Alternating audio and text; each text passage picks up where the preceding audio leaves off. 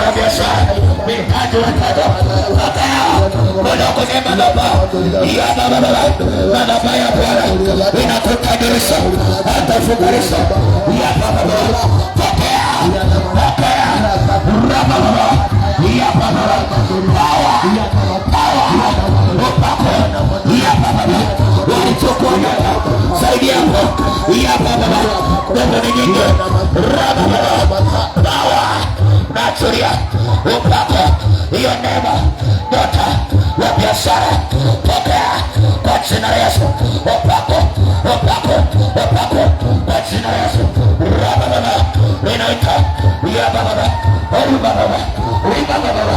upako roho biashara roho baba naturia yako ninachoria tu ya baba ya Musa wanaotaka wanapokea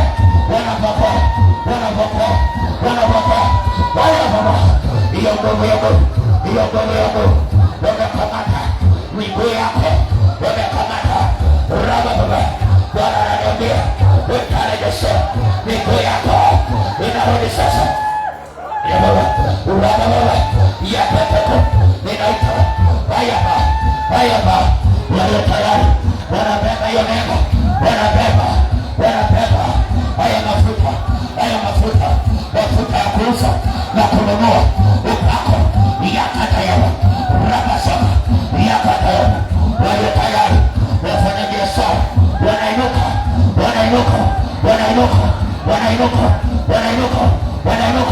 bado sijaona watu wamekaa karibu uwepo wa Bwana wamenyamaza karibu jina la Yesu ninatolea upako waliofunga pesa wanaitapika wanaiachia pesa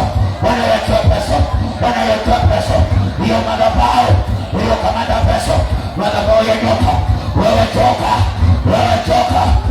toka uliapishwa usemeni mtotoka baba wafanya biashara wanaotaka wafanya biashara wakubwa ninawainua sasa wapea hiyo neema walio tayari na wakawapure mafuta waweka mikono juu Mungu sasa rimandore baba walio tayari anaweza kuta yapa sasa yakataya sina mda mwingine wa kukuombea yapa sasa baba yakatoko upako mafuta ninachoya mafuta ya biashara ya utajiri hiyo nyota Yesu weya baba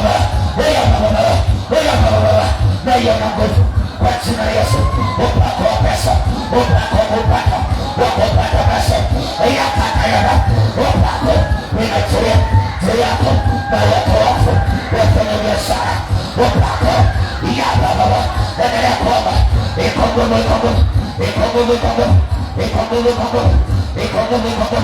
upako wamekamata pesa umalabao naiona wamemesa wameweza nyota akili ya pesa baba wanaitapika kwa jina la Yesu ya baba fire achiaraka ninakuona wewe bado upo fire kwa jina la Yesu ninapasua miamba waliokukamata wanakutabika upako wa pesa baba hiyo fungu la kukosa haiko kwa juu yako napasua sasa ya baba kutoka kwenye madhabahu kwa jina la Yesu ya baba nyota upako wa biashara na watu yako nyota yako ya pesa hayaja upako wanapasuka kwenye madhabahu wanapasuka wanachia utajiri wako unachelewa utajiri upako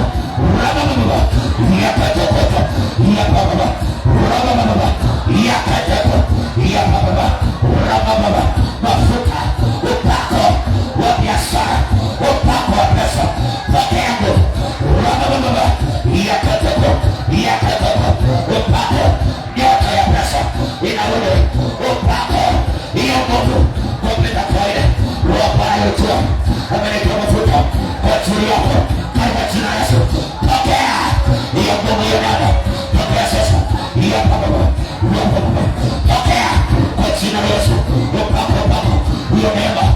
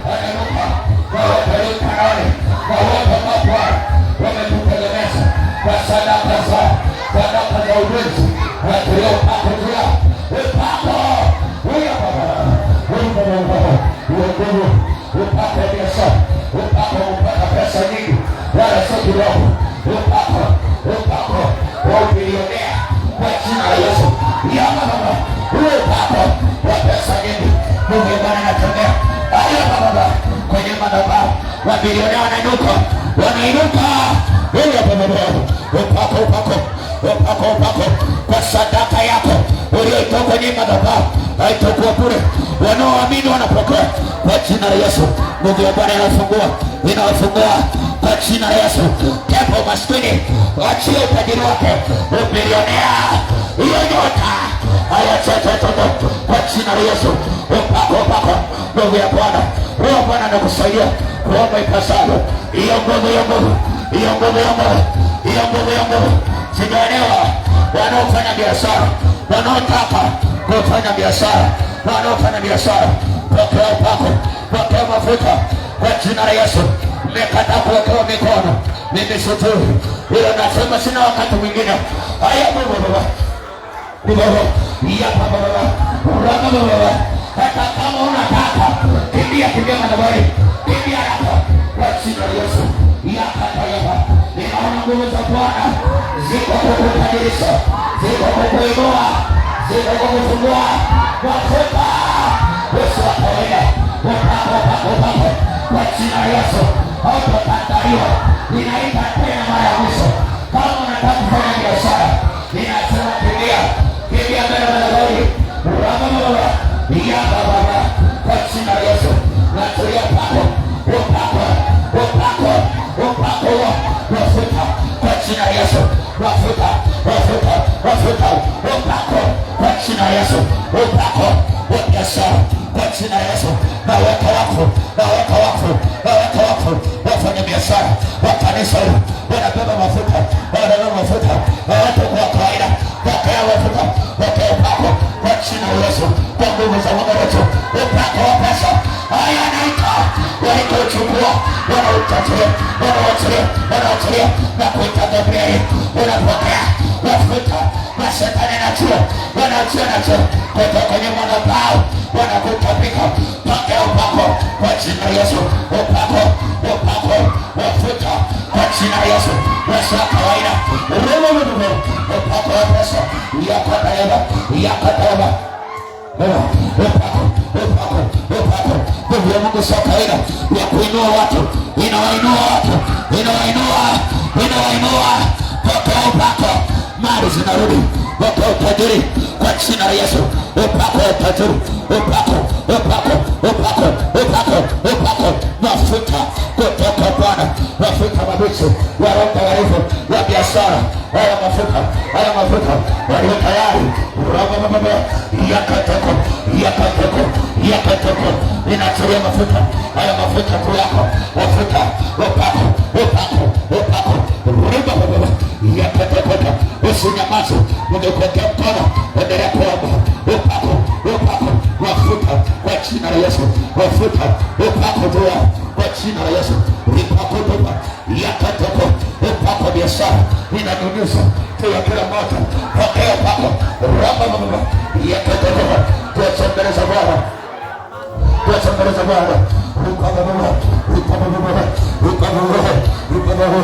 Unachilia walionayo kwa katariko, unachilia upako kwa jina la Yesu, kwa sadaka zao, kwa maombi yao. Unachilia upako wa mali, upako wa tajiri, upako wa fedha, upako na wachilia juu yako. Pokea upako, pokea mafuta kwa njia sasa. Utakuwa unauza, unainuka, au watajiri wanainuka kutoka mambo ulikofuta. Ninachilia upako ikatayaba kwa jina la Yesu, kwa sadaka zako ninatolea haya mafuta kwa jina la Yesu. Hautakuwa kama kawaida, bali kwa uwezo wa Roho Mtakatifu. Ninatolea upako mikono yako ya baba ipate soko, upako kwenye mikono, kwenye kazi ya mikono yakataba. Hakuna kuna pesa itakayopotea, itakayopitirishwa. Natolea upako wa kupata, wa kumiliki, wa utajiri, wa mema. Pokea kwa jina la Yesu upako. Ninatolea mafuta yote baba, na baba walinababa yakataba ikababa ili baba yakataba. Natolea upako kwenye mikono, upako usio kawaida, upako wa pesa, upako wa fedha. Ninatolea upako ya baba baba utajiri ukatosaka yakataka kwa jina la Yesu. Mikono kwa jina la Yesu na inatolea mafuta kila mikono ya wenye mikono walioko hapa, haitakuwa haitatafanya. Pokea kwa jina la Yesu. Yakataba yakataba yakataba yakataba yakataba yakataba. Sijui watu wanaendelea ndogo umeyo yakatako yakatako yakatako yakatako yakatako yakatako yakatako yakatako. Na weka wakfu kupata kwa biashara. Kwa hiyo neema Nuhu alipata neema machoni pa Bwana. Kwa hiyo neema pepo ya kuweka juu kwenye familia, kwenye ukoo, kwenye mtu. Pokea, pokea, pokea, pokea kwa jina la Yesu. Wanainuka mabilionea, wanainuka mamilionea, wanainuka mabilionea, wanainuka wanagusakaba kwa jina la Yesu. Weka na Bwana asaidia. Nenda kwa Mungu. Watu wanajaa roho, watu wanajaa nguvu, watu wanabeba nguvu, watu wanabeba nguvu, wanabeba upako, wanabeba maarifa, wanabeba mafuta kutoka kwa Bwana yasiyozurika, yasiyorogeka. Kwa jina la Yesu, upako biashara, mafuta juu yako, mafuta, mafuta, mafuta, mafuta kwa jina la Yesu. Kila sadaka uliotoka kwenye madhabahu kwa jina la Yesu, unavuna, unavuna, unavuna, unavuna mali, unavuna utajiri kwa jina la Yesu. Utajiri wa pesa, utajiri wa biashara, utajiri wa mali, utajiri sasa tokea hapo kwa jina la Yesu.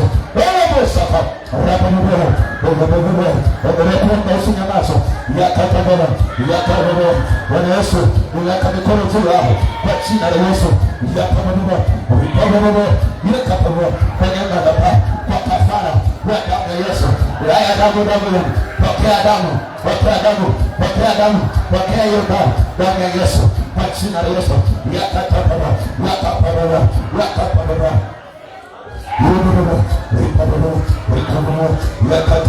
Kwa jina la Yesu. Nguvu ya Mungu sio kawaida kwa jina la Yesu. Nguvu ya Mungu, nguvu ya Mungu, nguvu ya Mungu, nguvu ya Mungu. Wanainuka kutoka ndani, kutoka matopeni, kutoka gizani, kutoka mashimoni, kutoka kwenye ukoo. Wanainuka, wanatoka kwenye historia ya ukoo kwa jina la Yesu. Pesa yako inakuja. Hiyo mikono, hiyo mikono, naita mikono, mikono, mikono, mikono, mikono, miguu na miguu, mikono na miguu, mikono na miguu, mikono na miguu, mikono na miguu, mikono na miguu, mikono na miguu. Haya tumia, haya tumia. Mawazo ya biashara, mawazo ya mali, mikono na miguu. Saidia hapo kwa jina la Yesu. Mikono na miguu, ninaita, ninaita, ninaita, ninaita. Mikono na miguu, mikono na miguu ya biashara, ya utajiri, ya viwanda. Naita, mikono ya maendeleo ya utajiri. Ninaita kwa jina la Yesu. Rabababa yakatako. Ninaita nakuita. Pasuka madhabahu hiyo. Ilipa mikono, ilipa miguu yako. Usipiga hatua. Pasuka. Haya. Ninaita mikono. Mikono ya watu, mikono ya pesa, mikono ya mali, mikono ya utajiri. Hiyo mikono. Haya, kimbia. Mikono na miguu. Wanaitabika, wanaiachia. Inaita mikono na miguu. Wengine miguu. Naita mikono na miguu. Kwa jina la Yesu. Mikono. Waliochukua mababu, walichukua mabibi, waliuza. Wako watu wanafanya biashara. Mikono yako na miguu yako. Kwa jina la Yesu. Wachana mapema. Rabababa. Angalia tu. Asija katika huo. Rabababa. Naita hiyo mikono. Walikochukua kufanya biashara. Wameanzisha viwanda kwa mikono yako. Wameanzisha miradi kwa miguu yako. Wameanzisha makampuni kwa mikono yako. Haya, njoo. Kibebe. Haya, waliuzua. Kutoka nyama baba. Kwa jina la Yesu. Usisubiri kuweka mikono. Kwa jina la Yesu. Ungamanisha. Ungamanisha na maombi hayo. Kwa jina la Yesu. Ninaita mikono. Waliokamata, walionyang'anya mikono. Wamenyang'anywa mikono ya kazi, mikono ya biashara. Ninaita mikono na miguu. Wengine akili zao wameibiwa maono, wamechukuliwa kichwa. Haya, kichwa. Kimbia haraka kwa jina la Yesu. Narejesha akili maono. Ninaita kwa jina la Yesu. Kile unapofanya biashara, hasara, unaonaga hasara kabla ya faida. Kwa jina la Yesu. Yakatayaba.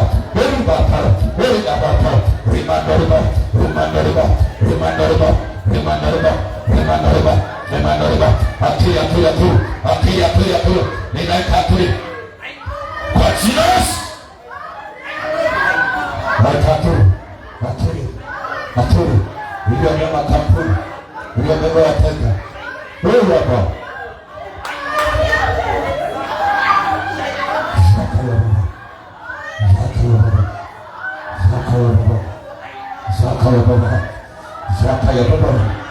Zaka ya baba. Wewe haumwi. Wanataka pesa yako. Kila unapotaka kufanya biashara, unaumwa. Unasikia kitu kinauma. Miguu inawaka moto.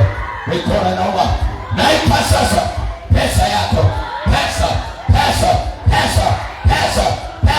Mikono. Haraka. Kwa jina la Yesu. Upako. Mungu ya Mungu anashuka kwa jina la Yesu. Mwenye ibada. Leo Bwana ameshuka kukubariki, kuponya biashara, kukusanya madeni yako unaowadai. Mungu ya Mungu ameshuka kukusanya unaowadai kwa jina la Yesu.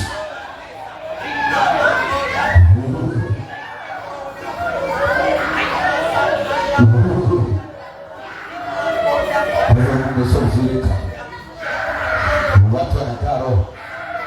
Wengine wanapokea maarifa, wanapokea mafunuo, wanapokea maelekezo, wanapokea majibu. Kuna watu mtaji wako, kuna mtu anao ila ana sita. Nguvu ya Mungu inafungua. Unaaminika. Upako. Haya. Wewe pepo. Unakamata hiyo pesa nipe. Toka. Masharaka. Pepo. Toka masharaka.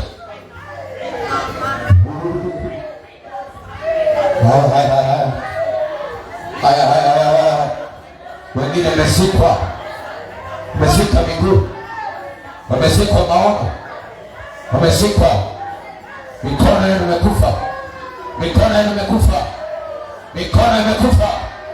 mikono ina ganzi, miguu ina ganzi, mikono imekufa. Pako nguvu ya Mungu inarejesha. Wewe chukua mkono. Haya, umanika. naita huo mkono haraka. Njoo kwa jina la Yesu. Mtu amini awe makini.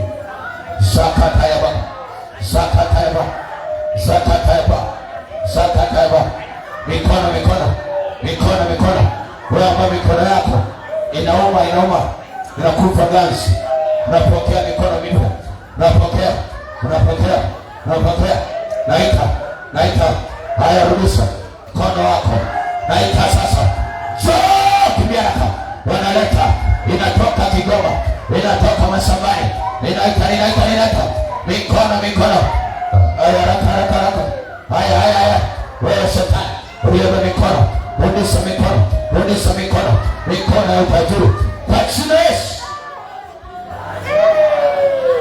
Ingine kidole chako huwa kinawasha, hicho kidole Mungu anashughulika, hicho kidole mandusaka tayama riko sekete kutoka nyuma daba shika na sadaka yako ono yakatayama upako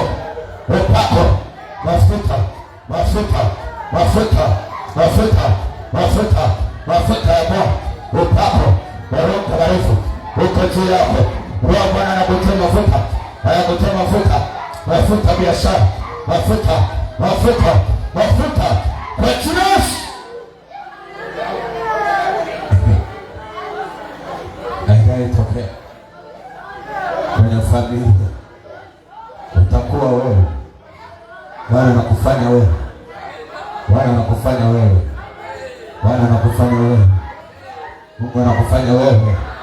Mungu anakufanya wewe. Shaka ya baba ripa kosekete musikarili bana yakatosa zekete ripa kotoka kila sadaka huya baba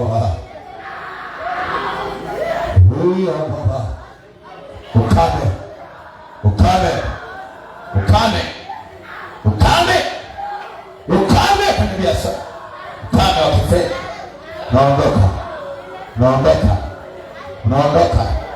ukame wa bidhaa, ukame wa mitaji, ukame, wewe ukame, toka maisha yako.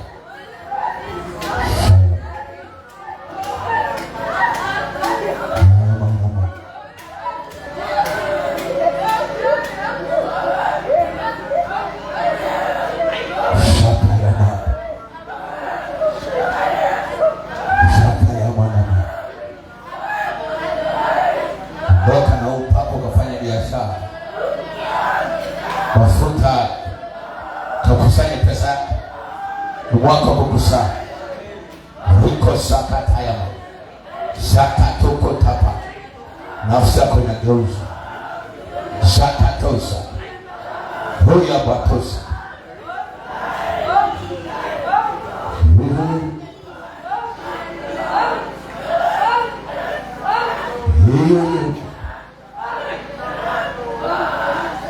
huya mama rata ya mandosa mafuta tako roho ya maskini imeondoka kwa watu tajiri. Hakuna mtu atakaye kutumia wewe. Kwanza sasa endelea kuomba, shika sadaka.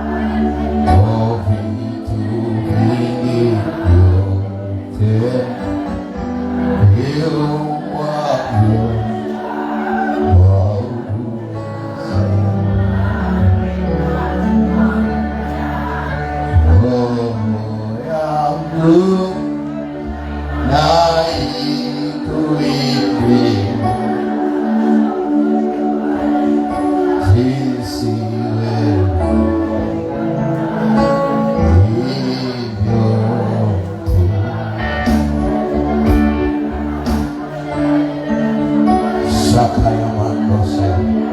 Kisikia kuomba ni kuomba. Huya bo saka ya. Saka to saka nayo. Watu wameitiwa kwenye nafasi zao leo. Wameitiwa.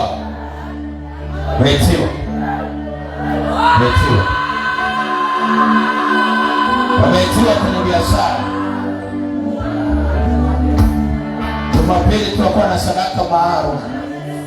Ana sadaka yake kwa matanisho na maombi hayo. Ana sadaka yako kwa ajili ya kuweka wakfu biashara yako, kuweka wakfu kazi zako. Sakato sakata. Sakato sakata. Endelea kuomba iko nguvu. Kuna watu wameitwa kwenye biashara. Matajiri umeitwa kwenye utajiri wako kwa ajili ya kazi ya Mungu. Mafuta. Kuna watu leo hii Mungu baada ya kutoka utapokea taji wako, maana umeomba wazo la biashara muda mrefu. Mungu amekuweka wafu kwa ajili ya biashara. Hautafanya kama wengine wanavyofanya.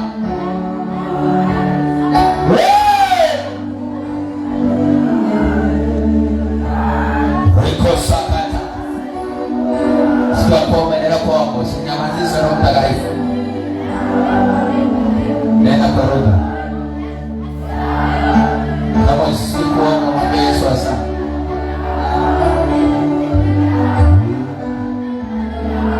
Mafuta.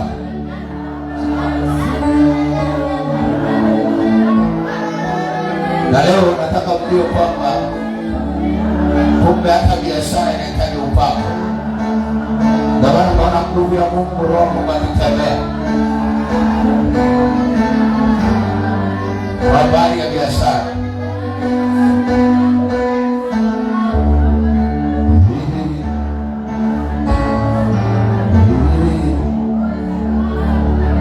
Ikasaka tayama.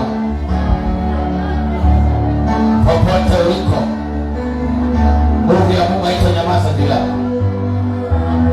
Hiyo nguvu hainamazi juu yako. Hainamazi. Umeanzisha biashara nyingi zimekufa. Kuna watu umeomba kushirikiana nao wameguruma.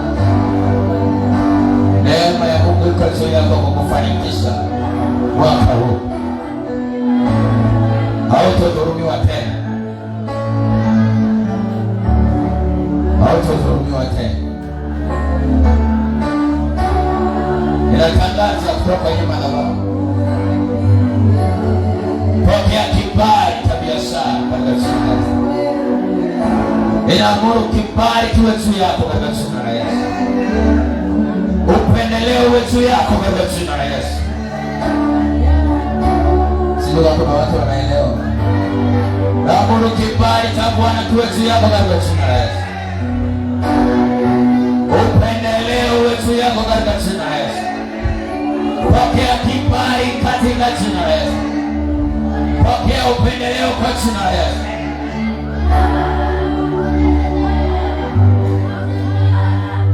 Kama vile Nuhu alivyopata neema ya pekee ya kuokoka, na iamuru hiyo neema ya Bwana iwe juu yako. Neema ya pekee ya kutajirishwa iwe juu yako. Neema ya pekee ya kuuza iwe juu yako katika jina la Yesu. Iwe juu ya biashara yako kwa jina la Yesu.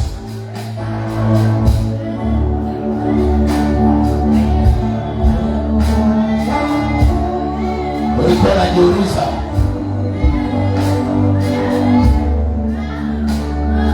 wewe ni nani?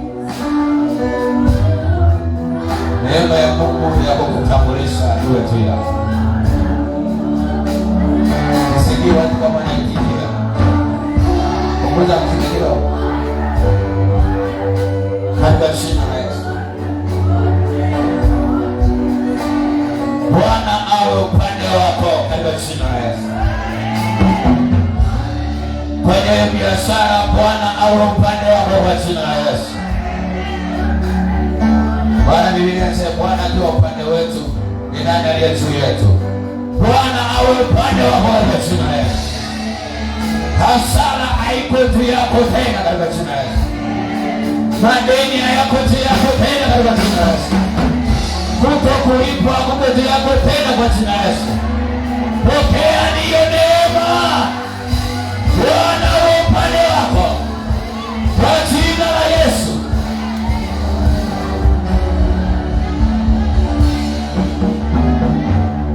Asante Bwana Yesu.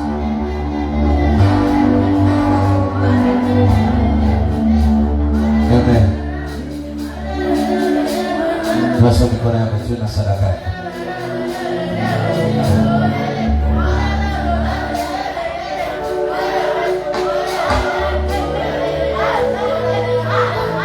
Shika sadaka yako.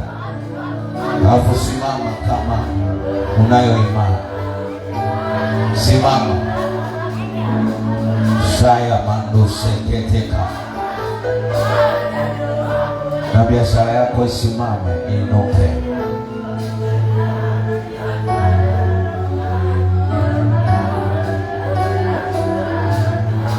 Biblia inasema Bwana akiwa upande wetu,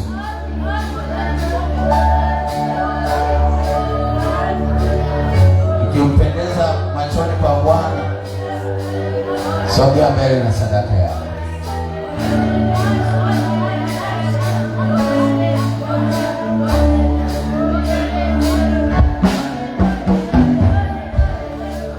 Kama unayo imani na madhabahu hii kwamba kutokana na ibada ya leo kwamba maisha yako yatakuwa ya kawaida,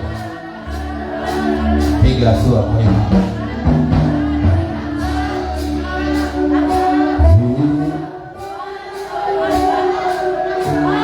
Piga hatua.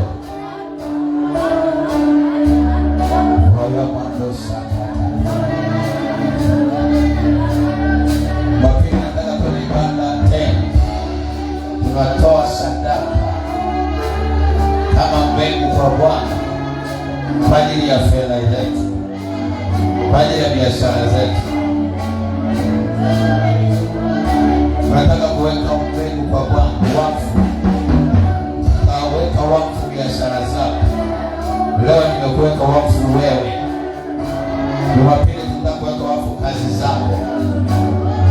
Beba sadaka yako. Weka, mkadirie Mungu. Mwambie Bwana, naweka wakfu sadaka yangu.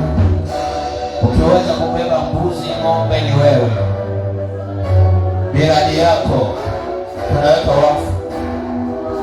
Ukibeba laki, milioni ni wewe. Mwaka huu ni mwaka wa kukusanya. Tunaenda kwa viwango vingine. Shaka ya Bwana. Tunataka tutoke kwenye viwango vya kawaida.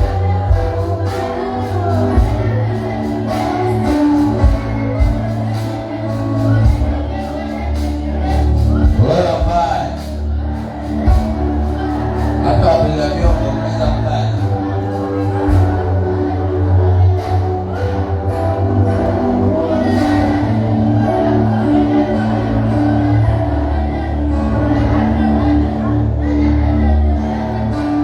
Nimesema kama unaiamini madhabahu hii na Mungu wa madhabahu hii anaweza kukufanikisha, kukutajirisha, kuifanikisha kazi yako, pita mbele. Kama unayo imani, pita mbele. Nyosha mikono yako juu. Baba, katika jina la Yesu, ona mikono ya watoto wako wamepita mbele, wamekuamini wewe Mungu, kwamba kwa mafuta na uwepo wa Mungu uliohususa leo kutajirika na kufanikiwa. Na mimi kama kuhani na madhabahu ninatangaza katika jina la Yesu, kuanzia sasa umekwisha barikiwa katika jina la Yesu. Umekwisha barikiwa kwa jina la Yesu. Pokea hiyo baraka katika jina la Yesu. Biashara zako na miradi yako imekwisha barikiwa katika jina la Yesu. Umekwisha barikiwa katika jina la Yesu.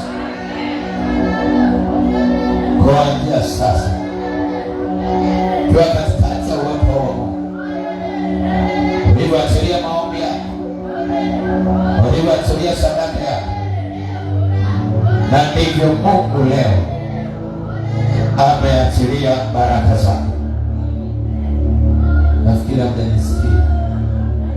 Kama ulivyoachilia maombi yako kwenye madhabahu, kama ulivyoachilia sadaka yako kwenye madhabahu, na mbingu Mungu naye ameachilia baraka zake juu yako kwa jina la Yesu.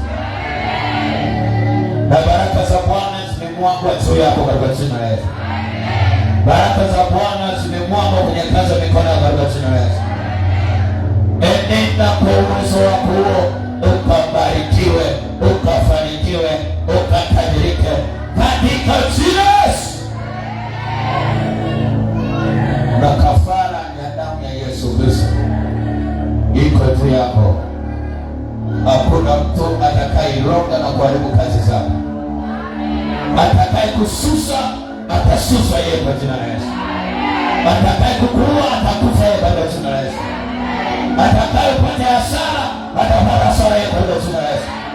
Mabaya hayatakupata wewe wala kazi zako, basi yatakuwa juu ya wale wanaokuchukia kuanzia sasa na hata milele katika jina la Yesu.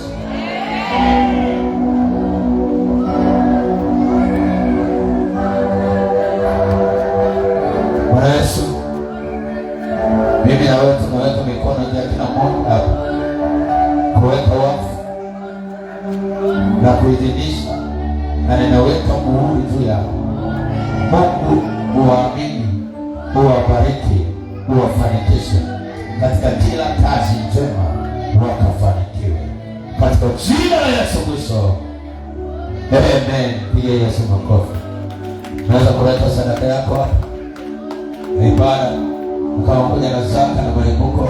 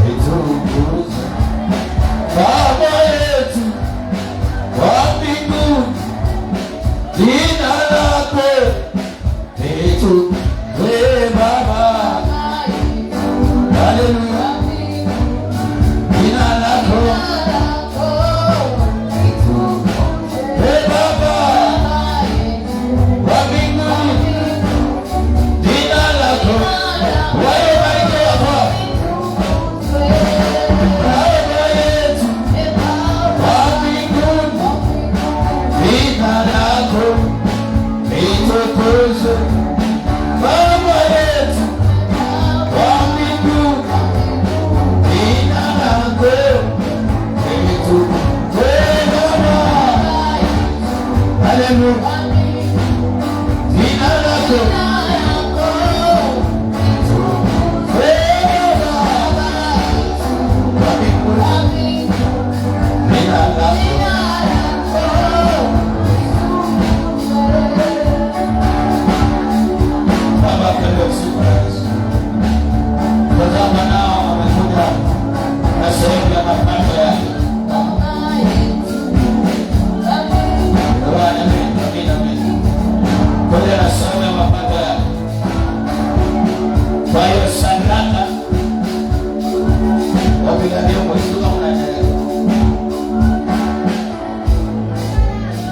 katika jina la Yesu. Na iamuru baraka ya Mungu juu yako.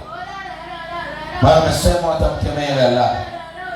Kwa sadaka hii ninaamuru wewe pepo, uchawi na uganga unaokula biashara yako, unaokula pesa yako, toka kwa jina la Yesu. Toka hizo kazi katika jina la Yesu. Ninaamuru baraka na utajiri. Naamuru mauzo yasiyo ya kawaida. Madirisha ya mbinguni yafunguke, kapate mema na kufanikiwa katika jina la Yesu. Amen. Amen. Baba, katika jina la Yesu, kwa sadaka yako na iamuru sasa yale madirisha yakafunguke. Madirisha ya laana yanafungwa. Madirisha ya mabaya yanafungwa. Ninafungua madirisha ya baraka, baraka za fedha na utajiri katika jina la Yesu. Maskini toka katika jina la Yesu. Bali naamuru baraka na faida. Hautafanikisha wengine, bali ukafanikiwa wewe kwa jina la Yesu Kristo. Amen. Kuna mwingine alisema na sadaka maalum. Kuna mtu alisema na sadaka maalum.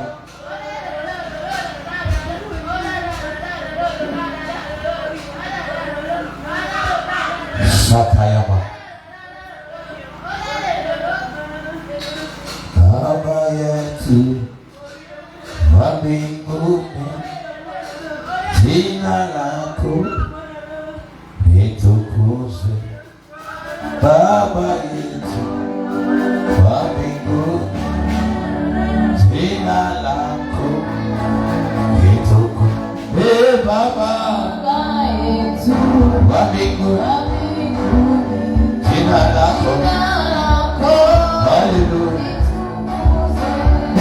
Baba, katika jina la Yesu ninaomba kwa ajili ya Suleiman, ikiwa alitolea sadaka ili awe maskini, kwa sadaka yake ninaamuru sasa pepo maskini na mauti toka katika mali zake, toka katika sasa katika jina la Yesu. Kwa sadaka hii ninaita baraka, ninaita pesa, ninaita kila kilichopotea katika jina la Yesu. Toka leo tumwa, toka masharaka, toka nje, achia maisha, achia pesa, achia hatima, achia, toka masharaka, toka katika jina la Yesu. Ninaamuru baraka na utajiri katika jina la Yesu. Katika jina la Yesu. Na sadaka hii kwa vile ulivyokusudia kwa Bwana, inazuia mauti na mabaya. Toka mauti, toka achia ndoa yake, achia mume wake, achia mwili wake, achia mtoto aliyeko tumboni, toka achia afya, toka achia, toka katika jina la Yesu. Kiwa walitoa sadaka ya mnyama, kutamka mauti, kafara, mabaya jia, ninaondoa mabaya, toka achia hiyo siku, tuwe karibu katika jina la Yesu. Toka chini kwa jina la Yesu. Naamuru baraka na usawa katika jina la Yesu. Amen.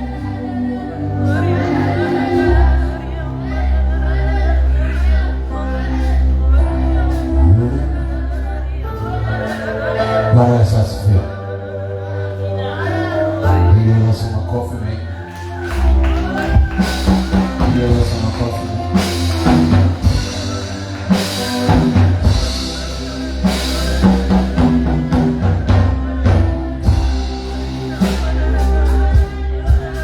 Bwana Yesu asifiwe. Amen. Wangapi wameona mafuta ya Bwana juu yao? Wangapi wana ushuhuda juu yao?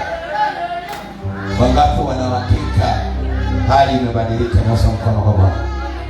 Unga mkono na kupiga makofi kwa Yesu Kristo. Piga Yesu makofi na kumwambia asante. Amen.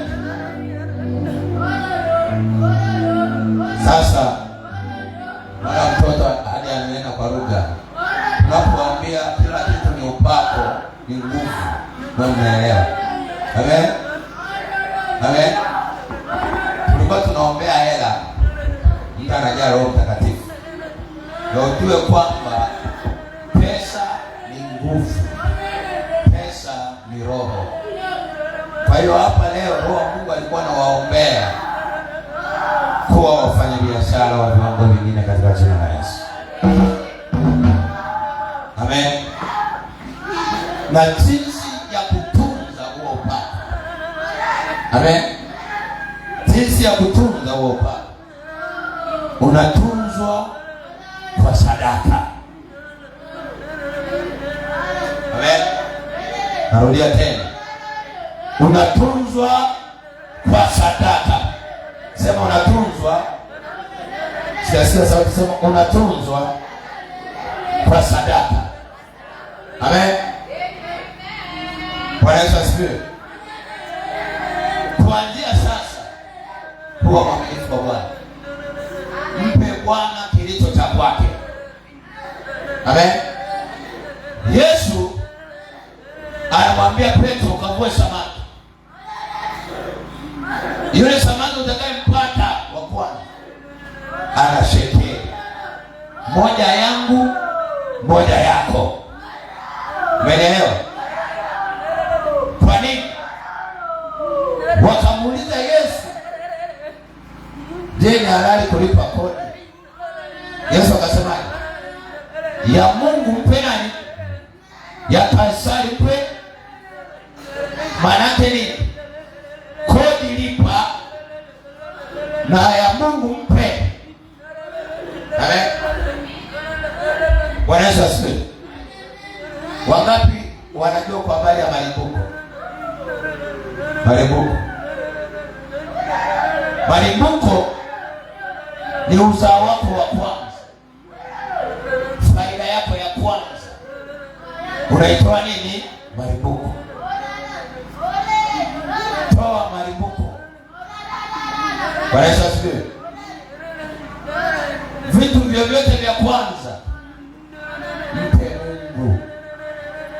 Bwana Yesu asifiwe. Alafu pia kuna zaka au fungu la kumi. Ni 10% ya kila utakachokipata. Ikiwa ni biashara, ile faida yako kwenye biashara unaitolea sehemu ya kumi. Kama faida yako sasa, sitaki kutolea mfano midogo midogo. Kama faida yako ni milioni 1, zaka yako ni 100,000. Basi sijawaombea hapa mkawe malaki, nimewaombea mwa mabilionea huko kwenda juu. Sema amina. Sema amina. Sema amina. Sasa kama kupitia mimi kuna watu Mungu amewatajirisha, leo wamekuwa wachimbaji, leo wamekuwa wafanyabiashara wakubwa, sasa ni zamu yako wewe kwa jina la Yesu. Kama kuna watu wananielewa, sasa ni zamu yako katika jina la Yesu.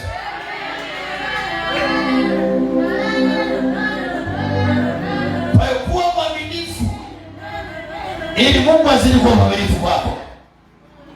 Amen. Watu usidanganyike.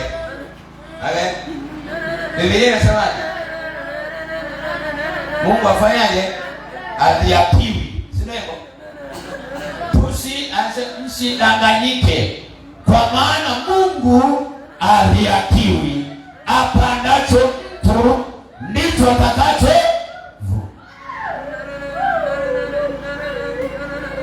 Amen. Unakuja hapa ni kwa Mungu pata hela, unapata hela. Alafu usimkumbuke Mungu.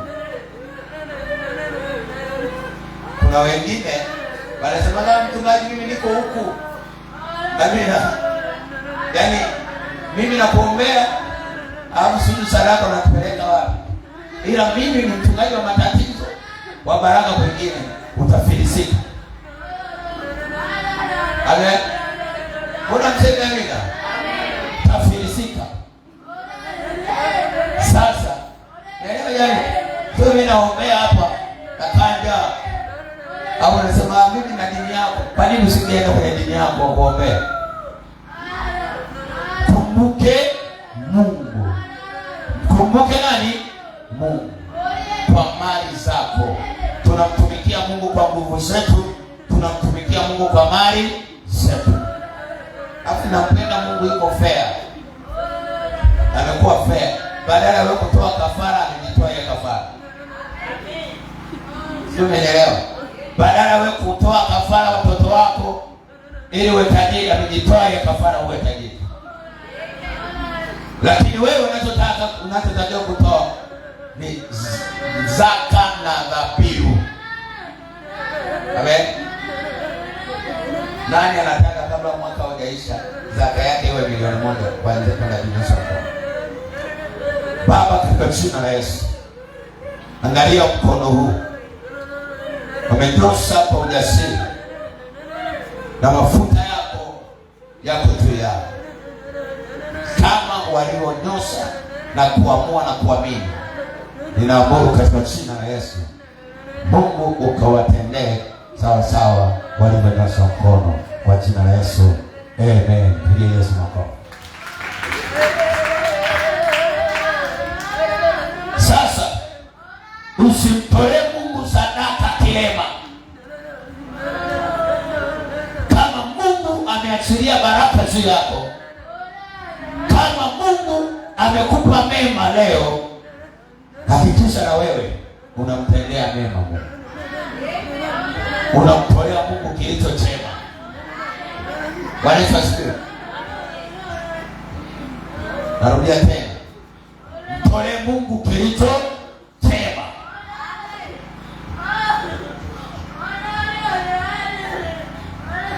Sio ndo?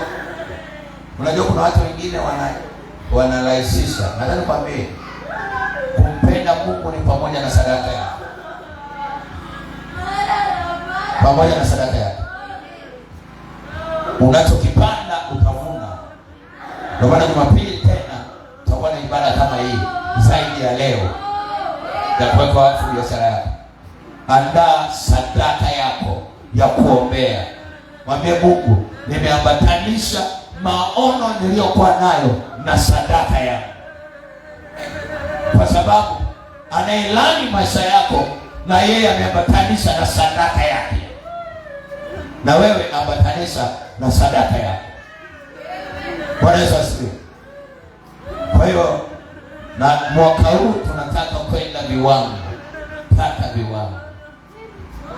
Sema ni mwaka wa viwango. Kwenda viwango. Anza kufanya makubwa. Kwa sababu mimi baba yenu mchungaji nafanya makubwa. Sema amina. Sema amina. Kwa hiyo mwaka huu tunataka mambo makubwa. Leo hii baada ya ibada hii, uwe na buku, uwe na jero, uwe na 10,000, uwe na laki, kaanzishe biashara. Hadi tarehe 30 mwezi huu utakuwa unatembelea kwenye laki kwenda huko juu. Nakwambia ukweli. Nakwambia ukiwa na buku, uwe na jero, uwe na 10,000, uwe na 5,000, uwe na 10,000, uwe na laki, uwe na 50,000, uwe na milioni, nenda kaanzishe kazi leo. Ukiombewa nguvu ya Mungu ikishuka juu yako kwa habari ya kuhubiri, nenda kahubiri. Usisubiri kupewa maiki, kahubiri. Ukiombewa na nguvu ya Mungu ikashuka kwa habari ya biashara, kafanye biashara. Ukiombewa kwa habari ya karama za miujiza na uponyaji, nenda kaombewa wagonjwa. Ukikaa navyo utadanganywa. Ngeukia jirani yako, mwambie ukikaa navyo. Bwana mseme kwa sababu sema ukikaa navyo utadanganywa. Sema ukikaa navyo utadanganywa. Bwana Yesu asifiwe. Na nikwambie, mimi na Mungu tumedhamiria mwaka huu watu wa kanisa hili wabarikiwe. Mimi na Yesu Kristo tumeamua kila mshirika wa madhabahu awe hapa au yuko mbali, ili anashiriki kwa sadaka, kwa ibada, lazima abarikiwe katika jina la Yesu. Amen.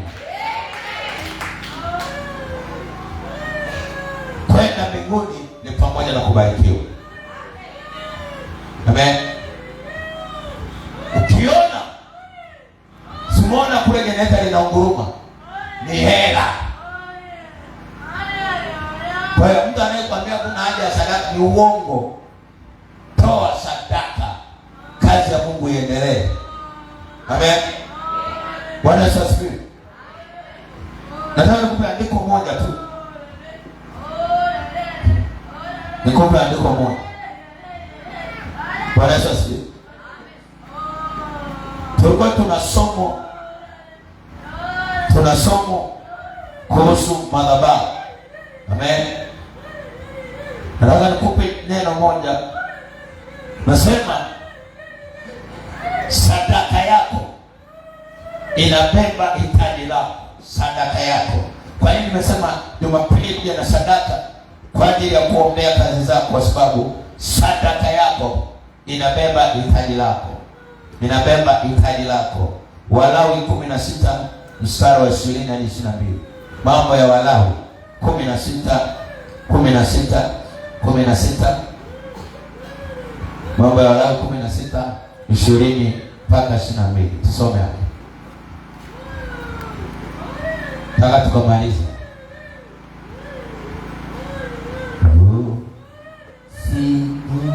Usipite mwoko wasi. Kama umefanikiwa somea haraka. Nataka niseme maneno mawili tu. Sadaka inabeba mahitaji yako. Inabeba mahitaji yako. Mambo ya Walawi ndio 16 mstari wa 20 hadi 22. Mstari wa 20 anasema,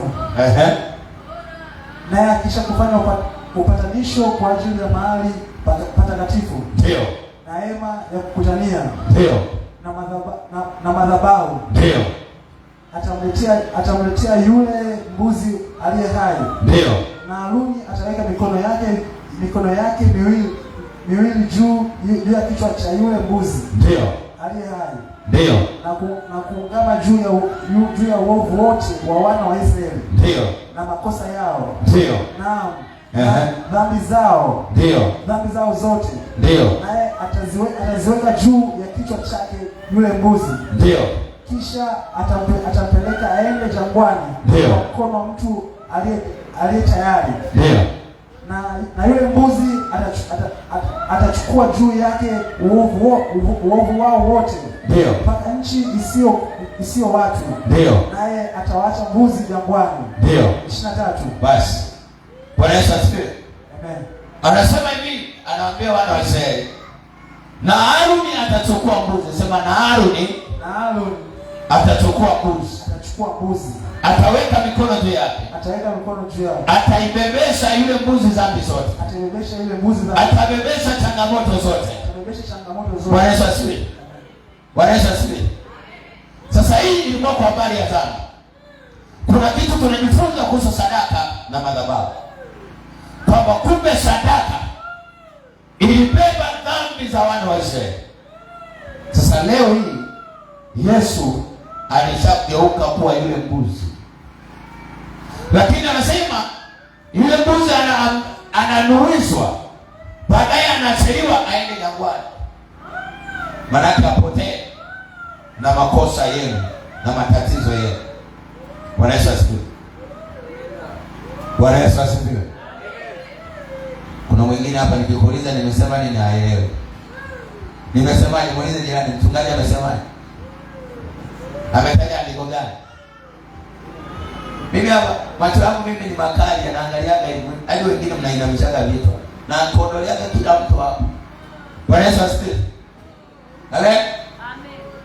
Kwa hiyo mambo ya leo inasema kumbe sadaka inaweza kubeba mahitaji ya mtu. Amen. Inabeba matatizo ya mtu. Sasa Yesu alibeba dhambi zako, akubeba changamoto za biashara yako. Halo. Narudia tena. Ili sasa Yesu abebe vya kwako, unatakiwa beba vilivyo vya kwako kwenye ile sadaka iviambatanisha na sadaka yako.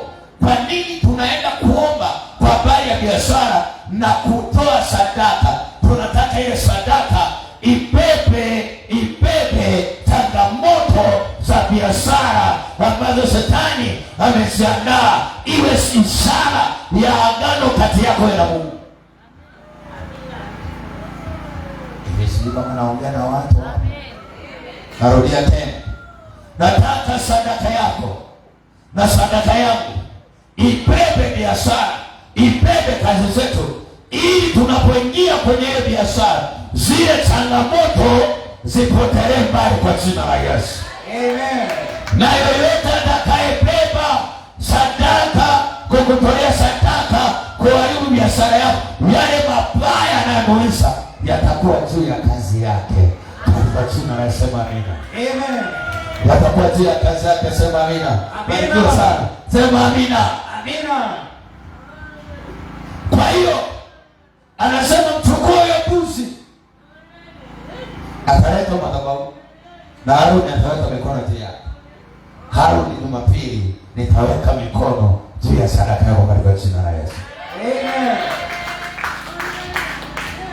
Kama vile sadaka itapotelea, na wewe mabaya yatapotea katika jina la Yesu.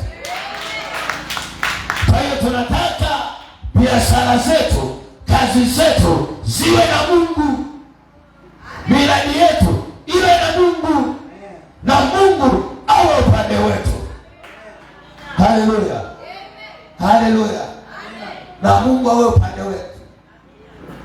Nigeukie jirani yako, ila tu usiingie kwenye biashara na akili yako ya mwaka jana. Wewe unamwambia, mwambie mpendwa, baada ya ibada ya leo usiwe na akili ya biashara ya mwaka jana. Amen. Kama leo, kama jana ilivyopita, ndivyo jana yako imeenda, na leo yamekuwa mapya katika jina la Yesu Kristo. Kama naamini sema amina. Amina. Haiwezekani Mungu atuhudumie kwa kiwango alafu ubaki vile vile. Haiwezekani. Haiwezekani Mungu ashushe nguvu nyingi kiwango hichi alafu uwe vile vile. Haiwezekani. Haiwezekani. Yaani kuna wengine wameganda, wamedua, yaani hawako hapa kabisa. Hawako hapa. Mnalogwa nyinyi. Haiwezekani. Kwa hiyo Jumapili tutakuwa na ibada. Wangapi wanasema sitokosa? Lazima niwepo. Popote utakapokuwepo, jitahidi kimbia. Na mwambie Mungu, nataka kuanza na wewe kwa ukubwa. Amen. Amen. Na usije na sadaka kilema. Yaani unaanza kupita dukani huko, unaanza kutafutiza cheti. Kama ukipiga na vicheti vyako sio huko. Amen. Andaa sadaka yako leo. Unapotoka mwambie Mungu, kwenye ibada kwa uwepo wa Mungu niliouona leo, sikubali kupitwa. Amen. Wangapi hawako tayari kupitwa? Na hiyo ibada naizamia. Naizamia mpaka kinaeleweka. Mpaka kinaeleweka. Mimi ninachotamania watu tubarikiwe kwa jina la Yesu. Hata wale washirikina waokoke. Amen. Waokoke. Amen. Yesu asifiwe. Mwanangu hii hapa anajua. Mpaka juzi kuna mtu akaanza kumfuata. Akamuuliza, huyo mchungaji ni wa kanisa gani? Na wewe unasali kanisa gani? Kuna mahali nilimtuma, wakawa wanawanga. Akawaambia, sasa simuangie huko mbele, mbona unawaangia nyuma? Yesu asifiwe. Nipite na huko mbele. Siku ya pili wakaomba jina langu na jina lake, akawapa. Na huyo mtu aliomba jina nikimpigia simu apokee. Baada ya jana kanipigia usiku, niko na mchungaji. Yesu asifiwe. Kwa nini? Nataka nikwambie, Mungu akishajua kwamba wewe ni mwaminifu kwake, anakuwa mwaminifu kwako. Amen. Anapata sababu ya kukulinda. Amen. Anapata sababu ya kupigania. Amen. Anapata sababu ya kurudisha mabaya kwa wabaya kwa jina la Yesu. Amen. Jambo lingine, madhabahu inatunzwa kwa sadaka. Wakorintho wa kwanza 9:13 hadi 14. Wakorintho wa kwanza sura ya 9:13 hadi 14. Wakorintho wa kwanza sura ya 9 mstari wa 13 hadi 14. Wakorintho wa kwanza 9:13. Mimi sisi kufundisha, sisi kuhubiri, na sisi kukupa maandiko na kutamkia maneno. Atakayebeba ila kwake kwa jina la Yesu. Biblia inasema, ndio. Hamjui ya kuwa wale wasifanyao kazi za hekalu hula katika vitu vya hekalu? Hula katika vitu vya hekalu. Na wale wayodhulumu madhabahu huwa na fungu lao katika vitu vya madhabahu. Ndio. Na Bwana vivyo hivyo ameamuru kwamba wale waiahidiyo Injili ndio wapate riziki kwa hiyo Injili. Amen. Bwana Yesu asifiwe. Amen. Kwa hiyo wanaohubiri wa madhabahu, manake unapoitunza madhabahu umetunza aliyepo kwenye madhabahu. Amen. Amen. Kwa namna gani? Kwa sababu hakuna msaada kwa masadaka yako. Amen. Bwana Yesu asifiwe. Sadaka yako inatunza mtumishi. Sadaka yako inatunza kazi ya Mungu hekalu. Sadaka yako inaboresha, inaleta maendeleo ya kanisa. Kwa hiyo na Mungu anataka apitishe mema kupitia wewe, na hayo mema yatokee katika jina la Yesu. Ila kadri Mungu anapopitisha mema, na wewe mtendee mema Mungu. Na wewe mtendee mema Mungu. Na wewe uwe mwaminifu kwa Mungu. Katika jina la Yesu Kristo. Bwana Yesu asifiwe. Kwa hiyo ndio kanuni.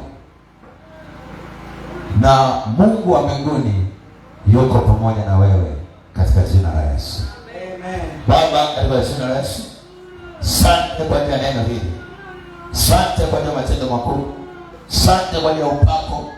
Asante kwa ajili ya Roho Mtakatifu aliyehudumia ibada ya leo. Ninaomba Mungu tujalie tukawa waaminifu kama ulivyoshuka kwa waaminifu kutubariki, kutujaza nguvu, kutujaza mafuta ya biashara, mafuta ya kuuza na kununua, mafuta ya utajiri. Ninaomba Bwana, wewe Roho Mungu ukatuongoze sasa katika jina la Yesu, na tukaone matokeo na matunda kupita kawaida katika jina la Yesu Kristo. Amen. Mungu akubariki, mpigie Yesu makofi. Kama kuna watu wawili wana ushuhuda, wawili watatu, ushuhuda kutokana na ibada hii. Kuna kitu kimeingia ndani yako, kuna jambo umeliona, kuna vitu ambavyo umepokea, ulikuwa unaona, naomba pita mbele. Taji wawili watatu, maana ushuhuda, palipo na roho pana ushuhuda. Wangapi wana ushuhuda? Nyosha mkono. Kuna kitu ambacho umeexperience, umekutana nacho si cha kawaida kwa bali ya hilo eneo la biashara. Nyosha mkono. Wangapi wana ushuhuda? Nyosha mkono. Amen. Kuna wengine wananyoshia chini hapa. Kule kuna mwanyoshia chini. Karibu. Amen. Tusikie kile ambacho umekipata kwenye maombi haya ya kuombea biashara. Amen. Na kila sababu ya kumshukuru Mungu. Amen. Kwanza wiki hii imeisha vizuri. Ndio. Tunapigi ulikutamkia baraka ukasema mkauza ambao hamna mzigo mkapata. Ndio. Na kweli nilipata mzigo mpaka nikaishiwa hela nikakopeshwa. Pigie Yesu makofi. Na nimeuza nimemaliza. Ndio. Na Mungu Jumapili Jumapili ya wiki ile nilimuona kwa ukubwa sana. Ndio. Pigia Yesu makofi. Jumapili ya leo hii. Ndio. Nimeanza kuomba nikasema Mungu wa Kristo ndiye mtoa Njombe. Amba Baba ujidhihirishe leo. Ndio. Nikaanza kuomba, nimeomba. Amen. Hata Mungu akashuka kwa kiwango kikubwa sana. Amen. Ndio hivyo nimemuona Mungu kwa ukubwa. Amen. Bwana Yesu asifiwe. Wiki iliyopita ile ilikuwaje mauzo? Mama nani? Mama Shidi. Wiki iliyopita ile ilikuwaje? Unasema nilipigia. Kaniambia mauzo alikuwaje? Wiki iliyopita. Ile nimeuza kilo 300. Bwana Yesu asifiwe. Kabla ya wiki ile akanipigia mchungaji, baba siuzi. Kwa kweli mauzo yalikuwa sio, unauza kilo 1, kilo 2. Nikaamua kushika kwa baba. Niambia mwanangu nipo. Usiwe na wasiwasi. Na ni kweli namshukuru. Kwa hiyo kutoka kwenye kilo 1, wiki hii unauza kilo ngapi? 300. Kilo 300. Na mpunga umenisubiria. Na mpunga unakusubiria. Piga Yesu makofi. Piga makofi na wewe. Ona, yaani mwingine anapigeni. Kole hiyo bwana. Na kwa hiyo piga Yesu makofi jamani. Kutoka kwenye kilo 1 hadi kilo 300. Na wiki hii inabidi upate kilo 3000 na zishe zote. Kwa jina la Yesu amina. Amen. Ndio. Bwana Yesu asifiwe. Amen. Mimi namshukuru Mungu kwa sababu ndio mimi toka nimehitimu chuo na sekondari sijawahi kutuma maombi popote pale yakarudi. Ndio.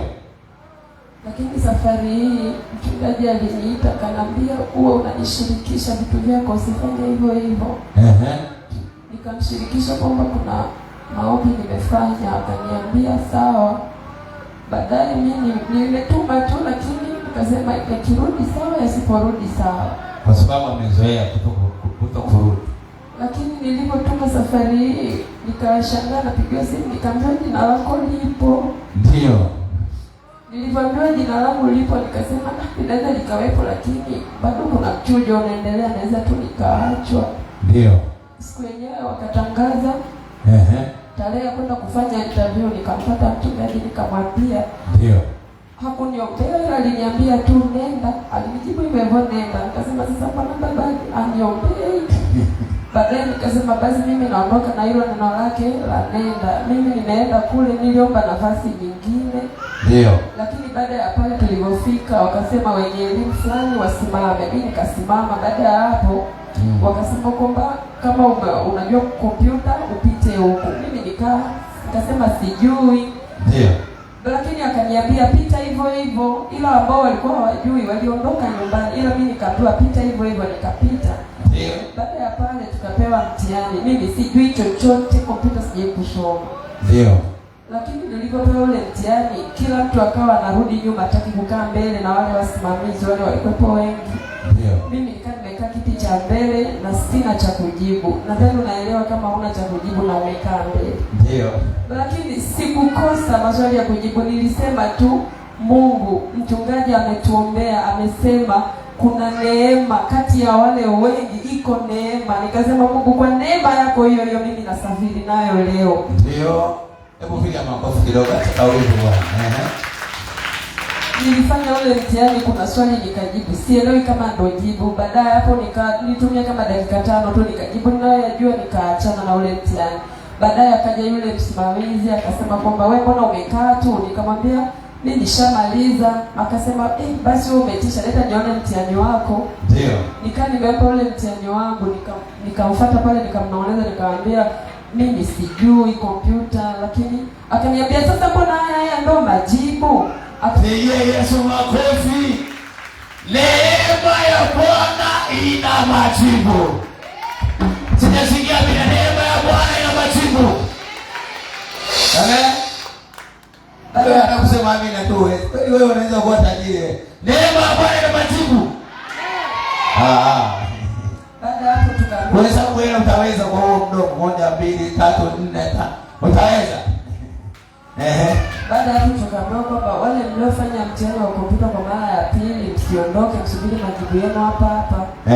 Mimi sasa nikawa na wasiwasi, nikasema kwa nilichokifanya sijui kama watanichagua. Nikasema Mungu, kwa sababu nilisema nasafiri na neema yako, naomba usinidhalilishe, watu ni wengi, ni aibu mimi kwenda nyumbani, na mimi ninakutumikia wewe na ni mtumishi wako, na neema yako nimeondoka nayo kwenye ile madhabahu pale. Tulikaa mpaka saa 11. Baadaye tukaitwa.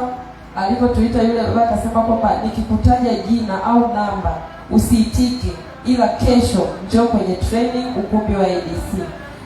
Mapigo ya moyo kaanza kwenda mbio. Nikasema Mungu, nilisema kwa neema yako, yani ndo leo nataka nione hiyo neema huwa ipoje, maana tupo wengi leo hapa. Ni nani anachaguliwa, ni nani anabaki?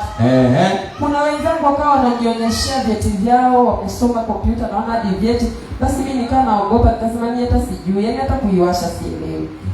Baada ya hapo akatoka yule mkufunzi, alipotoka akasoma majina, nikashangaa na mimi akanitaja, nimo nimechaguliwa. Pigia Yesu, pigia Yesu, pigia Yesu, pigia Yesu.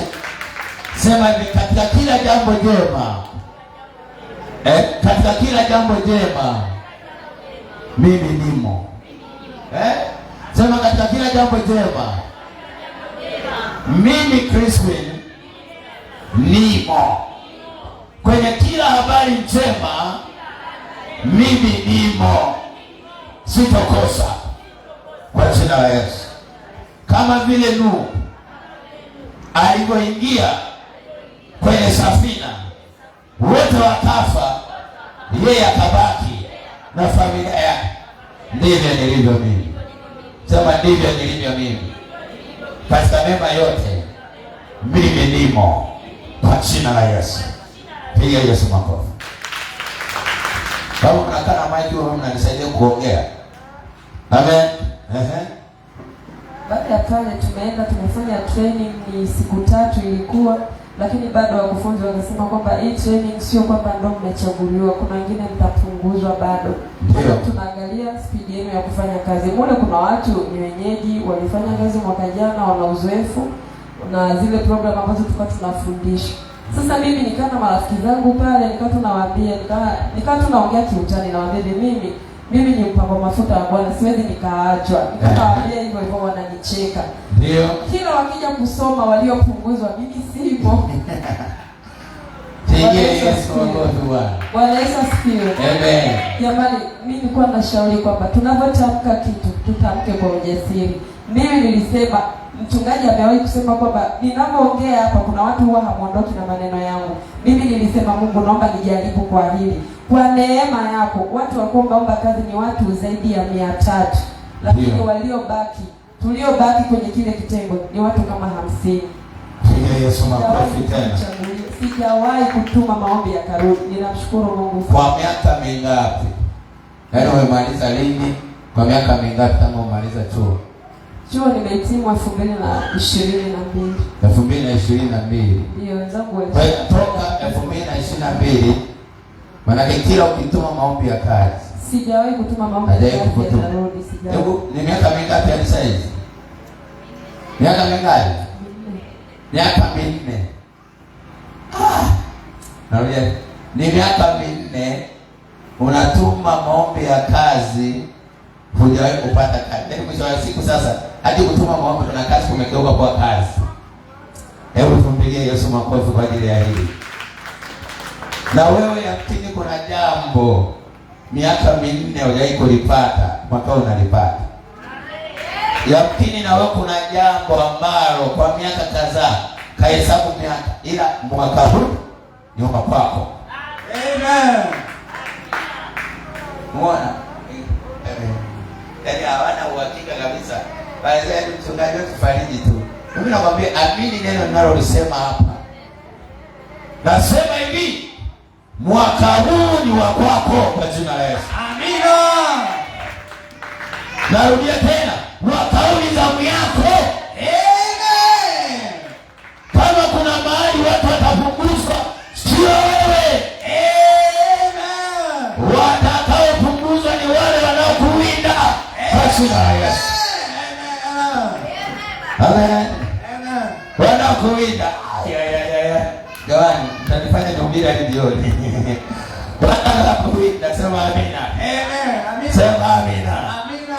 Sema amina. Amina. Kuna mwingine? Karibu sana. Pigie Yesu makofi. Na mnaka na maiki mwe mnasaidia kuongea. Mimi hasiwasikii. Amen. Amen. Simama hapo kwanza mbele hapo karibu.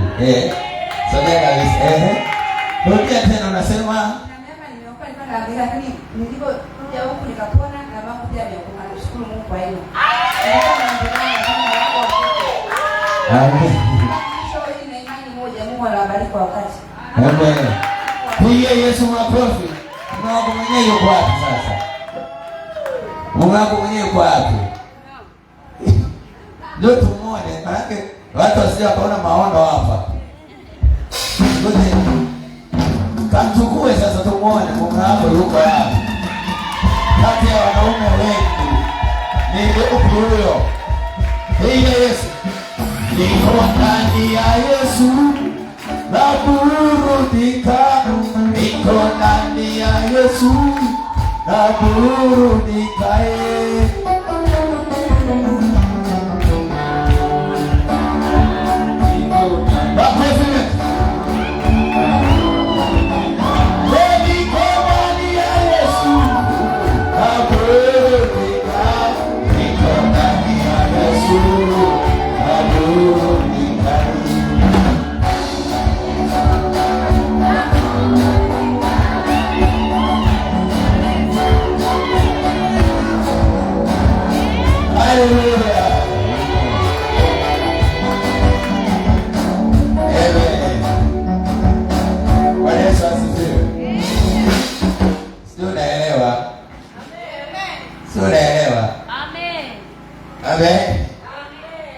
Sio kama mnaelewa. Ukiona mwanaume anakuja na mke wake kanisani, ujue Yesu ni mwema.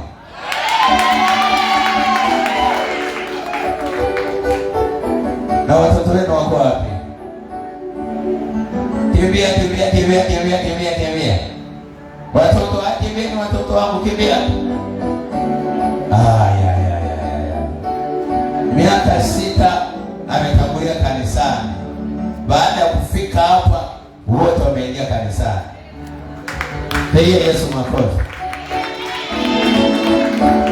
Sasa mwaka huu lazima niwabariki ndoa yenu.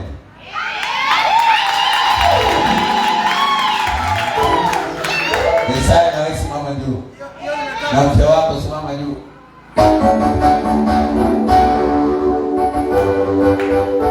Isaya, Gabrieli, mwaka huu lazima kieleweke. Labda mniombe.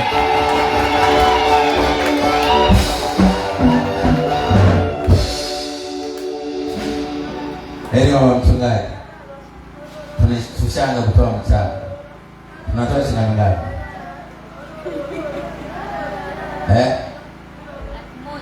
1,000,000. Mama amesema baba. Kwa hiyo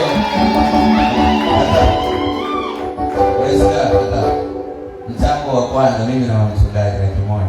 Ni 50,000. 50,000 iko pale. 20,000 iko pale. Nani? 10,000 iko pale. Ya kufanyia sherehe ya kubariki ndoa ya Gabriel. Mwingine Suleiman ngapi? 30,000 Suleiman. Kamati ya ndoa. 5,000 iko pale. Haya, saidia kuandika. Yaani ndo hapa. Yaani ni Mungu wa matokeo.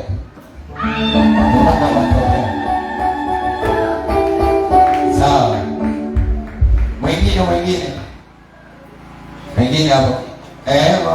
Pale mama Shija. 10,000 mama Shija pale. Pigia Yesu makofi. Yeye kutoka hapa. Kapanga tarehe ya kubariki ndoa.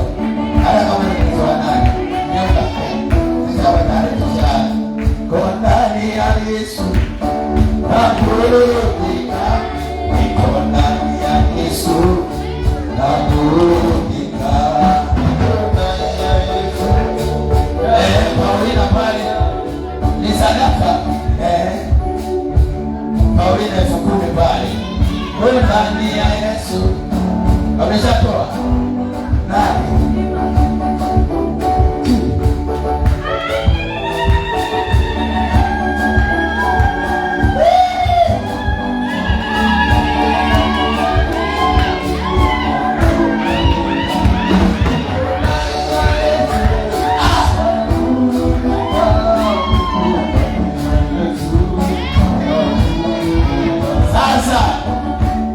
Maji ni haya, kwa nini asibatizwe?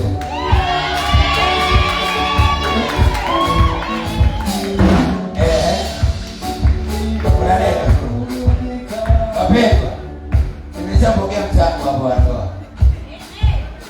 Haya, mweka hazina aje hapa. Hii ni ya Bwana, hii ni ya Bwana. Walipita kusalimia, ila Mungu ameanzisha la kwake. Walipita kufanyaje? Kusalimia. Mungu ameanzisha na kwake. Haya sasa, naomba leo mwenyewe mweka hazina hapa, nisaidie kutunza hela. Kamati, mwenyekiti wa kamati ni mchungaji, hadi watakapotupa tarehe, yaani nimesema na mweka hazina. Amina. Kwa hiyo ukafikirie tarehe, mtatuambia sawa. Hata kama ni mwezi wa 12, hatuna no. Ila mwaka huu Bwana situpite. Amina. Kwa hiyo kaishapatikana katibu wa kamati pale anaandika. Hapo pitia pale kwa mzee katibu wa kanisa na yeye aseme sindano. Wazee wa kanisa simameni. Na yeye useme neno. Wazee wa kanisa. Pita wazee wa kanisa pale. Hata kuanzia tunaanza. Huu ni unabii. Nani alijua? Hata mimi sikujua. Alikuwa anatoa ushuhuda, Mungu amemwokoa mume wake, na mume wake Mungu anaanzisha na kwake. Akisema takubariki, atakayezuia, kwani yawe ni baraka. Akisema takubariki, atakayezuia, kwani yawe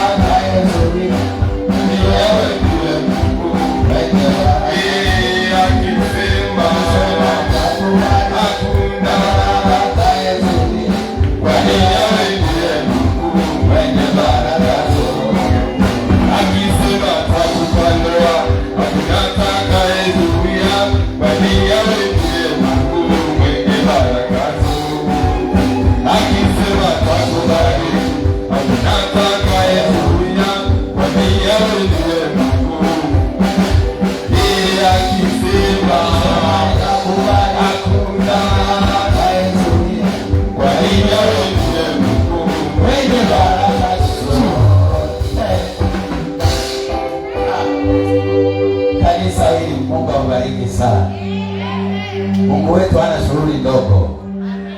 Ngoja aseme neno kidogo mtumishi wa Mungu hapa. Karibu. Tumemsikia mama, tumemsikia na baba yetu. Bwana Yesu asifiwe. Amen.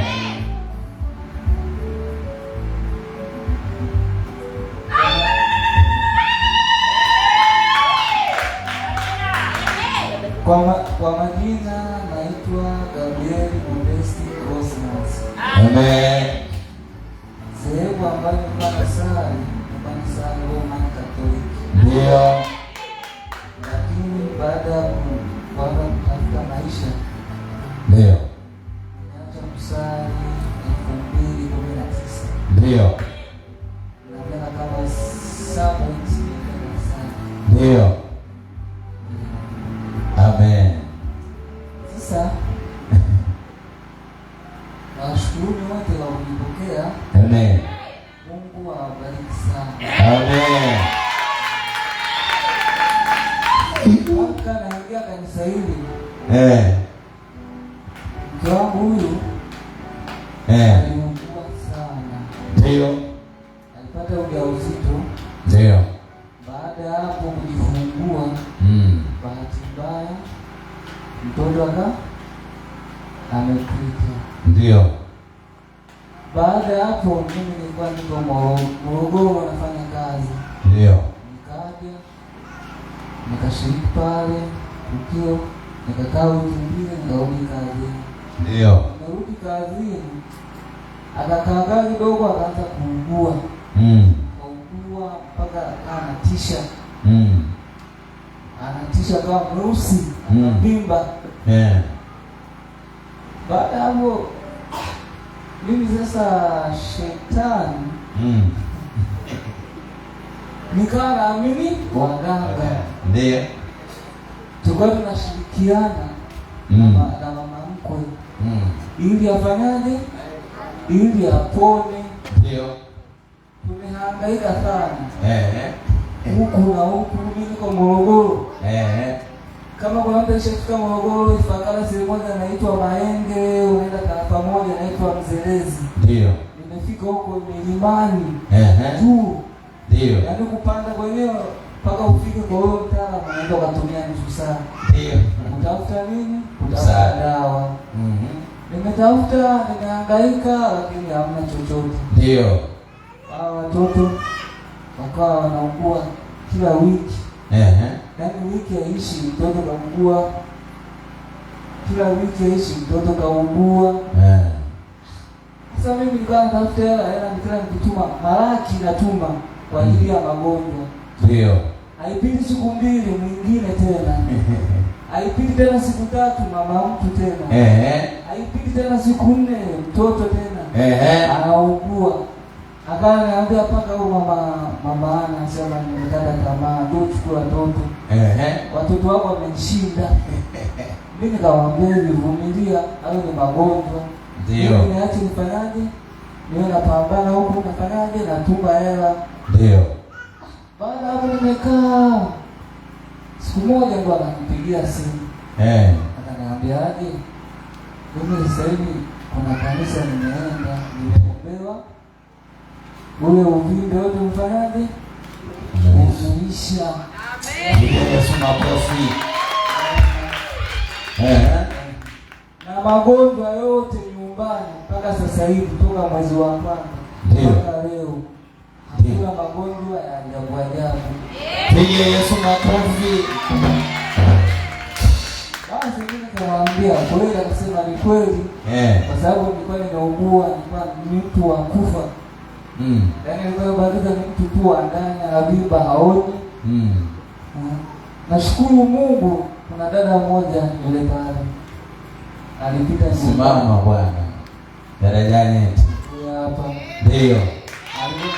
Alipopita pale nyumbani akamkuta huyu yuko hali mbaya. Ndio. Hali mbaya, akamwambia kuna kanisa huku. Na uponyaji na nguvu ya Mungu. Ndio. Ndio huyu dada akamleta huku kwanza kuombewa. Ndio. Hakuwa hivi. Wangapi wanajua hakuwa hivi? Mikono juu. Ongeza na mkono mwingine juu. Alafu anza kupiga makofi. Na kama una mdomo nao toa sauti, sema amina, pigia Yesu kelele. Kwa kweli namshukuru Mungu. Amen. Baada hapo akaniambia ngoja nikupe namba ya nani? Mchungaji ongea naye. Ndio. Nikamwambia naomba ili na mimi huku aniombee. Amen. Aliponipa hiyo namba nikampigia mchungaji akaniombea. Lakini mchungaji akaniambia kwamba wewe toka huko njoo pamoja tuonane live. Kwa kweli namshukuru Mungu. nilipofika sikukata tamaa. Ndio. Sikukata tamaa, akaniambia twende kanisani. Nilipokuja mara ya kwanza mpaka tukaonana na mchungaji akatuombea. Kwa kweli sasa hivi namshukuru Mwenyezi Mungu. Amen. Mambo yanaenda vizuri. Ndio. Magonjwa hamna. Ndio. Yaani kwanga ni magonjwa, ukitafuta hela ukipata hata 5,000 yote magonjwa yaishi.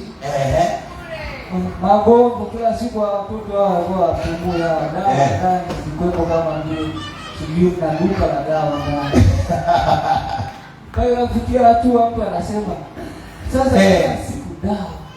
Watoto mwisho wa siku wataugua manani hata maashima kansa si madini. Maana alipiti siku mtoto anakunywa dawa zaidi hata dozi 3. Watoto kama kwa kweli namshukuru Mungu tumepata nguvu ya Mungu. Amen. Mungu akubariki sana mchungaji. Amen. Mungu akuendelee kipaji. Amen. Mungu akuongezee nguvu zaidi. Amen. Namshukuru sana. Pigia Yesu makofi mengi. Sema kwa jina la Yesu. Kuanzia leo nakataa nyumba yangu kuwa duka la dawa. Kuanzia sasa sitaishi kwa dawa, naishi kwa nguvu za Mungu. Mimi nina afya, mimi ni mzima kwa jina la Yesu. Amen. Amen. Mungu, Amen.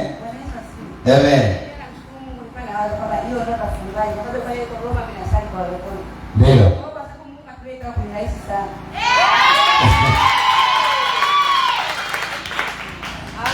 Yesu asifiwe. Ukiona mwanaume anakuambia naenda na mimi, ujue pana kitu. Amen. Na yeye ana ushuhuda wake. Ujue pana kitu. Bwana Yesu asifiwe. Sasa basi, kwa kusema hayo, naomba kumbe kuna kingine. Bwana Yesu asifiwe. Amen. Jamani, wakati naingia hapo na Kristina alikuwa ameniangalia, akawa ananichekea. Sasa mimi nikajiuliza mgeni mbona ananichekea? Nimekuja kukaa hapo. Naangalia, kumbe ni yeye. Jamani amependeza. Sisi ambao tulimuona maana kwanza amekuja hapa. Ndio. Sasa alikuwa yuko vibaya. Ndio. Yaani huko kote huko alikuwa kama ana ukurutu. Lakini sasa hivi nakumbuka mchungaji hapa alimwombea huyu ni mzuri na kweli ni mzuri. Nimesikia kusema hivi jamani. Ndio. Iko ndani ya Yesu na burudika. Iko ndani ya Yesu na burudika.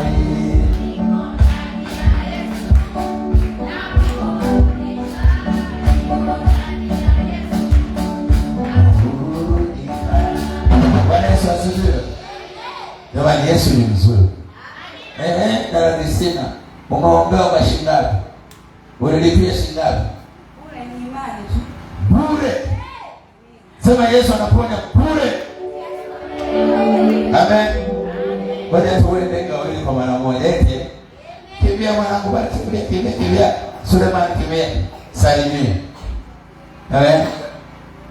Niliwaambia wadada wiki hii kwamba Mungu anaanza zamu ya wanaume. Lakini kutoka kwenye wanaume mimi napata hiki. Amen. Salimie. Hapo kama hujaoa unasema hujaoa, kama unaoa unasema. Ila sasa speak on. Kumbe mwanangu na rangi. Eti no. Sika kumbe ana rangi. Amen. Salimie. Sulemani Anton. Amen. Bado hajaoa. Piga Yesu makofi. Piga Yesu makofi. Amen. Mungu amenitendea jambo kubwa sana. Amenitendea jambo kubwa sana. Sikufikiri kama Sulemani atakuwepo. Sikufikiri. Lakini Mungu amefanya.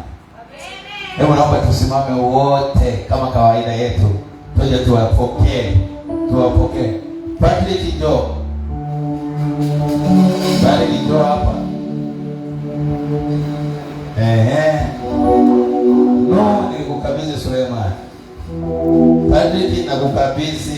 Gabriel. Amen. Vitabu kwa huyu hapo. Wale wako niko ndani ya Yesu, naburudika. Niko ndani ya Yesu, naburudika. Haya wapoke masema rudisha.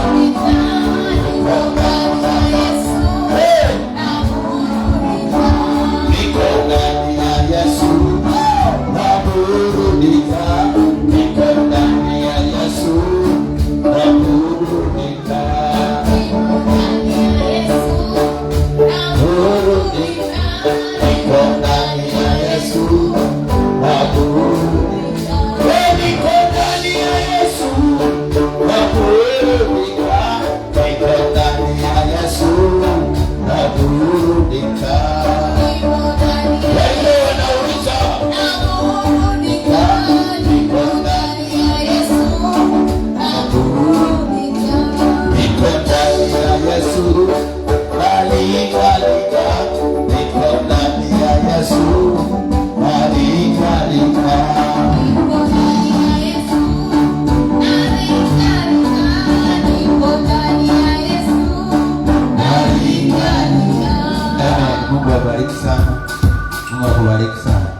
Karibu sana. Brother Mungu. Barikiwe sana. Piga Yesu makofi mengi. Wakati wanaenda kukaa, amna shemasi hapa hawasindikize. Piga makofi mengi sana. Piga Yesu makofi mengi.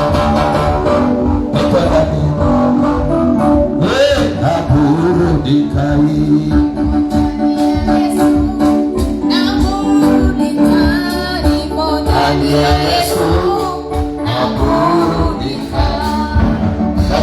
Piga Yesu kwa ajili ya shuhuda kubwa namna hii. Piga Yesu kwa ajili ya shuhuda kubwa namna hii. Ndio haya makofi kwa ajili ya shuhuda kubwa. Biblia inasema mtu anapookoka mbinguni anashangilia. Na Mungu wa mbinguni akubariki sana. Ninawatamkia baraka nyingi mnakopita kawaida. Kuna mwingine ana ushuhuda tumesema. Mwingine mwenye ushuhuda. Wote tumemaliza. Piga Yesu makofi mengi. Mungu aliyewatendea hawa akutendee na wewe. Akutendee na wewe. Akutendee na wewe. Na Mungu wa mbinguni awe upande wako. Na wiki ijayo uje na ushuhuda mkubwa kupita kawaida katika jina la Yesu. Katika jina la Yesu. Katika jina la Yesu. Katika jina la Yesu. Kama ulikuja na ugonjwa uwe mzima katika jina la Yesu. Uwe na furaha, uwe na huzuni. Uwe na kicheko, uwe na msiba. Katika jina la Yesu. Pokeeni baraka. Pokeeni nguvu. Pokeeni majibu. Pokeeni ulinzi. Pokeeni afya. Kwa jina la Yesu Kristo. Amen. Mungu akubariki sana. Mungu akubariki sana. Mungu akubariki sana. Mungu akubariki sana. Mungu akubariki sana. Mungu akubariki sana. Mungu akubariki sana. Na walio mtandaoni, ninaamuru pokea baraka za Bwana katika jina la Yesu.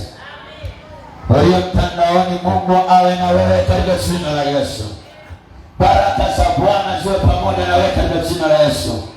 Mungu akupe afya na uzima, ukastawi katika jina la Yesu. Mpaka Jumapili uwe na ushuhuda. Neema ya Bwana pekee iwe juu yako, ukafanikiwe kwenye biashara, ukafanikiwe kwenye kazi zako, ukafanikiwe kwenye huduma, ukafanikiwe kwenye ndoa,